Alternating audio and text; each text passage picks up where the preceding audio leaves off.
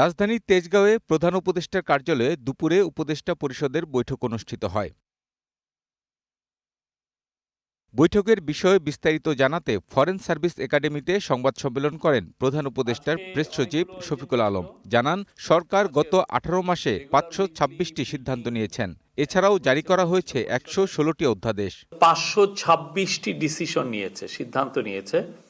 তো 526টা ডিসিশনের মধ্যে বাস্তবায়িত হয়েছে 439টি, 439। প্রেস সচিব জানান, নির্বাচনের ফল ঘোষণার 3 দিনের মধ্যে ক্ষমতা হস্তান্তর প্রক্রিয়া সম্পন্ন করা সম্ভব। এই প্রক্রিয়া কোনোভাবেই আগামী 17 বা 18 ফেব্রুয়ারির পর যাবে না। দেখা যায় যে 3 দিনের মধ্যে যদি এমন হয় যে ইলেকশনে এমপিরা শপথ নিয়েছে, নেওয়ার পরে সংখ্যাগরিষ্ঠ দল লিডারকে ডাকা হচ্ছে যে আপনি আসেন, শপথ নেন as a new prime minister. আমরা 3 দিনের মধ্যে এটা হয়ে যেতে পারে, মানে 15 ফেব্রুয়ারিতেও হয়ে যেতে পারে, এটা 16 ফেব্রুয়ারিতেও হতে পারবে।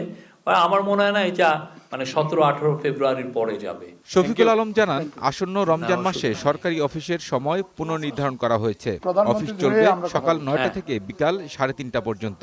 ডিটেলসগুলো আমাদের চিফ অ্যাডভাইজার পেজে আপনাদের সাথে শেয়ার করব। আপনারা আজকে এবং কালকে তাদের পুরো ডিটেলসটা পাবেন। সংবাদ সম্মেলনে এবছর 21শে পদকপ্রাপ্ত 10 ব্যক্তি ও প্রতিষ্ঠানের নাম ঘোষণা করা হয়। এর মধ্যে রয়েছেন স্থাপত্যে মেরিনা তাবাসসুম, সঙ্গীতে আইয়ুব বাচ্চু ও ওয়ারফেজ এবং শিক্ষায় প্রফেসর মাহবুব আলম মজুমদার সহ আরও অনেকে। আজকে অনেকগুলো এজেন্ডা ছিল। আজকে কামরুল হাসান, গ্রিন নিউজ, ঢাকা।